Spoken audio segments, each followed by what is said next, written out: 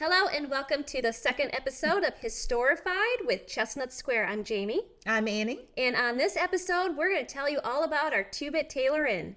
What does 2-bit stand for, Jamie? 25 cents. 25 cents. Is that where we get 2 bits, 4 bits, 6 bits, $1? Yes. Yes, that is.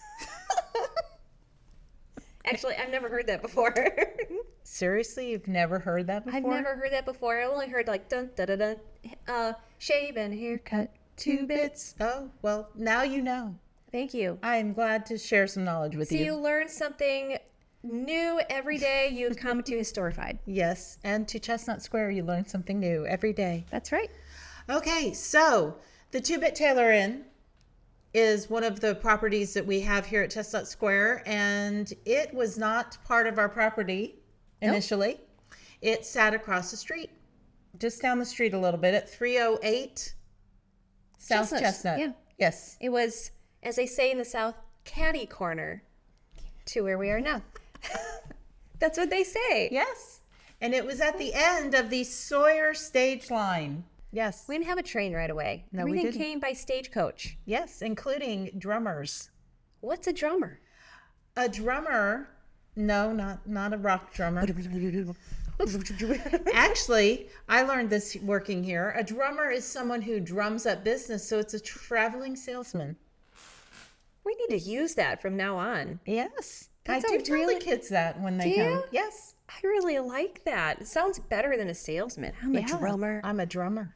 I also learned from Little House on the Prairie what a drummer was because someone ran off with a drummer and we figured out that it was a traveling salesman. Oh, there you go. You can cut that out, by the way. Okay. Okay, so for 25 cents, what could you get at the 2-bit Tailor in? You could get a bed to sleep in. And you could get your laundry done. Am I right? And you could get breakfast. Yes, you could get a free meal. Mrs. Taylor was just a very good business person, and she ran the inn, and she kept it very clean. And do you know what the drummers had to do before they stepped into Mrs. Taylor's house? I do. They had to take off those dirty shoes. Yes, or there's a boot scraper out in front of the Tailor Inn, and they had to scrape off their boots. And there was no spitting inside Mrs. Taylor's house. Gosh, I would hope so. Could you imagine? You have to put up a sign. I'm sorry, no spitting in my house. Well, I don't know. You know, men. What? Okay, so that was great. Okay, so the 2-bit Tailor Inn was built in 1863, and it was bought at an auction by Armistead Joshua Taylor in 1868. For how much money? For $340 enormous dollars. Wow. Which that was a lot of money back then, but was a lot of money. Not very much today. So we acquired the 2-bit Tailor in 1975. No, 1976. We started the guild, especially Margaret Houston and James West, started asking about the Tailor in 1975, and they purchased it from a Caroline Dowell who had owned it for a while, and the courthouse was going to be built, and so the city was going to tear it down. And Miss Dowell, instead of having it torn down, she allowed the guild to purchase it from her, and they moved it. And an interesting fact that Mr. West told me is that when they got it, they took possession of it on January 1st, I believe, in 1976. And he only had a few days, I think like 2, to actually go and look around the Tailor Inn. And he found where the kitchen window was located, because right outside that window, when he dug, there was a big pile of T-bones and old potato skins. So there's a little bit of architecture. No, that's really, really neat, actually, because you kind of get an insight on their diet. and their way of living. Was she served? And the fact that they have an inn that, for a traveling salesman to be able to stay at. So it's like a modern day bed and breakfast. And you get to that's just a little bit more of an insight. It's neat. They had T-bone steaks for 25 cents and potatoes. Yeah. I mean, come on. What do you pay for that now? A lot. More than $340. You need to buy her house for what you could get a nice steak dinner for these days. Yeah. But it just shows, it was like first class. It's a tiny little inn, but they obviously really cared for the people, the men that stayed with them. It's actually, so the Two Bit Taylor Inn is actually, it's not very big, but it's very homey. And it was very well taken care of especially during its time, because even though it still needed a lot of love when it was moved over to our property, because yes, we moved it to Chestnut Square on the Delaney property, as you heard from our last podcast. When we purchased the Delaney house, we acquired some land with it, and it allowed us to bring some of the homes over. The Two Bit Taylor Inn was the first one that was brought over to our property. They had to move it very quickly because they wanted to build that courthouse. So it was going to be torn down. Yeah, it's either move it or lose it. Yes. And we are so happy that we have it on our property because it is one of the only examples of a salt box style house, because those houses shifted. So they told us when they moved it, it was shifting back, and then they had to move back a little bit, and then it shifted a little bit. And so it really wasn't meant to be around much longer. Yeah, I had heard that those houses were meant to be like 20, 30, 40 years, and then that's it. And this house, 1863, and it's still standing. Now, we had to do quite a bit of extension restoration to it. Yes. And we do have these big beams that are holding the house steady. But it's safe. You can go inside of it. But to be able to have this house and be able to have it withstand the constant, the aging that's going through and the weather that is going through is amazing. That saltbox style home was something that was really popular in the New England area. And so you don't see quite as many down here in the South. But it shows the influence of these families that came from that New England area, and they had the influence of, I remember this is how I'm going to build my house. Yes. And the saltbox style is it's taller on one side, and it slants down into the back. And you'd be able to see that when you come and see the Taylor Inn. Yes. And upstairs, they had several beds. And the actual way that the drummers would get into the house is from an outside staircase that led up into the attic. And that was on purpose because the Taylors had many children and they didn't want the children, especially the girls, exposed to the drummers. And so there's an alternate entrance into the dining area as well. Yeah, you would see that there's many doors to the Taylor Inn. It's something that we're asked about often on our tours. Is that why are there so many doors? So this Taylor Inn was actually lived in for quite some time, even after the Taylors were gone. And the woman that had lived in the house prior to us receiving it, I don't know if it's Mrs. Dowell or someone before her, had moved the stairs inside, added a door where those stairs came in. Then there's a door into the dining room that the drummers, when they came out from the upstairs, they would come up to the back porch and they would go in and they would have the meal with the family.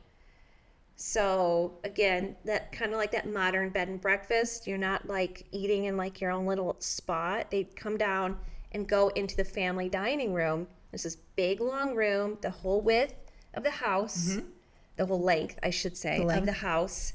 And they would have their meal with the family. And so there's that door too. And then Tabitha had a door out of her kitchen, and there's the front door, and there's the back door. And they added an extra room on. They had lots of children. They had about 7 children, I believe. And they actually added an extra room for one of their daughters, Jenny Taylor. And she was a seamstress. And so we have that set up as Jenny's room. It was a bedroom and it has a sewing machine in it. And so she kind of lived with them for a long time and ran her own business. And what is some other history that happened during the Taylor Inn's time? Well, the Civil War. There's actually a story that goes with the Civil War that Mrs. Taylor was home alone one night. It was a stormy night, and a Union soldier came and knocked on the door, and Mrs. Taylor told one of her kids to get Mr. Taylor's gun. And she was standing there, and she had a baby in her hand and a little one that was by her legs. And actually, the soldier said that he was going to come and rob the house and shoot everyone, but he did not shoot children. And so that's what saved them. It's interesting. It is, isn't it? Interesting? Yes. And have you heard the story of the ghost that lives in the Taylor Inn? I do know that story, but please. We used to have Civil War reenactments here all the time on the property, and someone said one time during a reenactment, "Now who's that man that's up there in the Taylor Inn, in the upstairs?" And someone said, "Well, there's nobody up there." And there was a man standing up there in a Civil War uniform. Yeah, I believe it was a Confederate uniform. Confederate uniform. Yeah, I did hear that story, actually. Now, I've never seen this gentleman, so No. I'm just saying. And our upstairs to the tube at Taylor Inn is off limits because of the condition of the home. But we do have a picture in the front room that can show you what it looks like and how it would have looked when the salesmen were staying there. And you're probably wondering, well, they were actually very successful, and you may be wondering why. That's because they were actually next to what's called a jockey lot. So a jockey lot is an area, it's almost like what it sounds like, like a parking lot, but you would hitch your horses there. And so the traveling salesman could come and hitch their horse and buggy there. And there's the Taylors. They're like, "Oh, you need a room to stay? Here we go, 25 cents. And was it like 10 cents extra? You could get a bath? I think so. Yeah.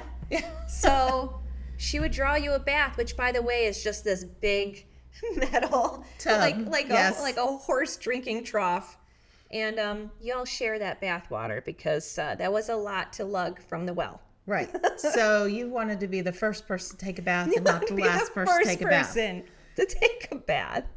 So, what else happened in the Taylor Inn? Oh, I have a question for you. Okay. Do you have a favorite thing in the Taylor Inn? Let me think. Do I have a favorite thing in the Taylor Inn? Well, do you have one? I have one. Okay, well, share yours while I think of mine. Okay. Well, actually, I have two. Okay. But I'll describe one to you. Okay. It's little. Okay. It was a very useful tool. Okay. And we actually did a reel using it. Oh my gosh, it's the pea shooter. The pea sheller, yes. Pea sheller. Sheller, I'm yes. just thinking shooter because it was just shooting out the peas. It was shooting out the peas, but that is one of my favorite things there. We made a really fun video or a reel. You can probably find it on Facebook. And it works. It still works. It does still work. It took us a little while to figure out the direction that the pea pod actually went in. But it was a lot of fun. Yeah, it was fun. You know what? If we still had tools like that in the kitchen, I could probably get my kids to help me all the time. Exactly, Will you, yes. Shell the peas? Yes. Because they No, don't want to they're do like, it now. "No, why would I do that? You could just get peas in the bag, Mom. I mean, it's Right. fun. Shell the peas. That would actually be a lot of fun. Sorry. Okay. Have you thought of one? Because I have another one. No. Okay. I have so many things I like. Can't think of anything like this. My favorite. All right. So this, as a history buff, is really cool. Okay. It's authentic. It was uncovered after they moved it over. And let me think. And give me another clue here. It's newsworthy. It's newsworthy. Okay, I don't know. Okay, let me think of another one. It's on the wall. Oh, I know. You take all the good things. I know what it is. What is it? Okay, so when they were restoring the two-bit Taylor Inn, they were taking off, it was just layer of wallpaper in the kitchen. Mm-hmm. And as they started to remove these layers of wallpaper, they found the remnants of a newspaper from 1875. Yes. Yeah. And so it's the McKinney Courier. Yes. Am I right? Yes. And, or is it the Democrat? We had several newspapers in McKinney at the time, but I think it was the Courier. I could be wrong. But it's there, and we have it preserved under plexiglass, so you can see it, because the newspaper was a way that people would use back then to insulate the houses. And so the two-bit tailors, that's what they did. They had newspaper, and they insulated it, and this was actually mostly salvageable. And it's a really great, I think it's a front page. So from 1875. So that's remarkable. Speaking of newspapers, did you know that George Washington Taylor, who was one of their sons, was one of the owners of a newspaper in McKinney? I did not know that. And he was also an arborist. I did know that. I did know. Didn't he have one of the first nurseries? Yes, he had McKinney? one of the first tree nurseries here in McKinney. And we have his wedding picture in the Taylor Inn because they got married at the Taylor Inn. We have at least one of his books, and I believe that Bible was his. Yes, we have a book that was written by him and a Bible. So we have a lot of things. We do. Okay, I have thought of my favorite thing. Okay. In the two-bit Taylor Inn. Shoot. Just gonna give it away. I don't have as clever clues as you do. It's big.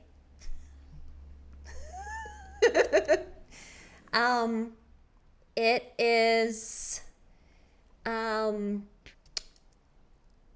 It's a skill. Oh, I think I know what it is. And it was made just for Tabitha. Oh, is it the cabinet? Yes. Yes, we have an original Taylor-made cabinet. Mr. Taylor was a cabinet maker, as well as a coffin maker. The two went hand in hand, and Mr. Taylor made his wife a cabinet, and we have that over in the Taylor Inn. Yeah, and it's elaborate for the time. It shows his skill, and the finish was special. It was a specific way that he finished it. Do you remember what that was called? I think it has something tiger. Is it tiger wood that he used? Maybe. Yeah. There's something here with the wood or with the grain the grain or the of finish. the wood. But it's a beautiful piece, and we don't always have original pieces to the families that are in their homes, but we do have this. Yes. And we have an actual picture of Tabitha sitting in front of that special piece. We do. Yes. I actually thought that you were talking about the big giant spinning wheel that is in the back. Yeah, that is an in original there. One of the original spinning wheels that you actually had to walk back and forth. It wasn't a treadle. Okay. You had to walk back and forth to spin. So that's in there too. No, well, we have a lot I'm of glad neat, you caught the one things. that I thought that I was thinking of. Yes. So you need to come by the Taylor Inn and see how they lived in the 1860s and 1870s and pay tribute to Tabitha Taylor, who was one of the really cool ladies that we're going to highlight in a future podcast when we do the Ladies of Chestnut Square. And is there anything else you'd like noted about the Taylor Inn? Well, also behind the Taylor Inn, we also now have our Pioneer Garden, which is also part of the tour. When the Taylor Inn is on the tour, we do have tours here at the Village every Thursday and every Saturday at 11 a.m. And so that's kind of, it talks a little bit about when we moved the Taylor Inn and what they found outside the kitchen window, and just shows that, you know, during that time back then when these pioneer families were bringing McKinney up and about and into the future, they still relied a lot on what their own skill set and what they're able to do and what they were able to grow on their own property. So, and it's a beautiful, beautiful ongoing exhibit. It's one that changes naturally. I was gonna say, it's beautiful when it's green, and it's like the weather's permitting, but we do have moments, obviously, when nothing is going to grow or between seasons.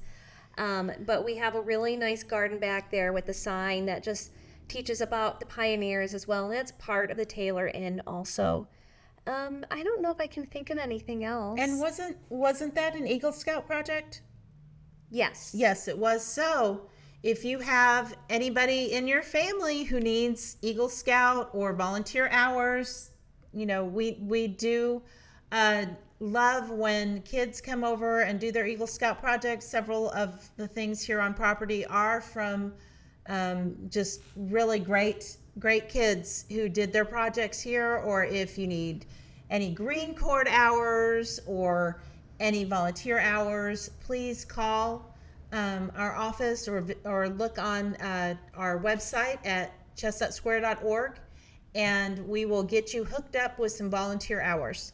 We really try to open up the community of opportunities for community members to come, and you can volunteer here at Chestnut Square, help us keep the area beautiful. You can help become a docent and be one of our tour guides, also for our school tours. We always need gardeners, maintenance, curators to help you with the curation. But we have a lot of opportunities for the community to get involved with Chestnut Square, as well as what Annie said with Boy Scouts, Eagle Scouts, anything along those lines. We have some of our high school groups that come, and our Key Club has come and helped us with the garden as well. And so if you want to be involved with helping preserve Chestnut Square and the history that we help preserve for future generations, just reach out to us and see what we're able to bring you on to assist us with. Yes. So I think that's all we have for today. So please be sure to follow us on social media, Facebook, Instagram, X, TikTok, YouTube. And check out our website for all of the events that are upcoming. We are celebrating our 50th year still, and there are going to be some exhibits and some fun things coming up that you don't want to miss. And as always, thank you for watching. Please subscribe. And we will see you soon with the next episode of Historified with Chestnut Square.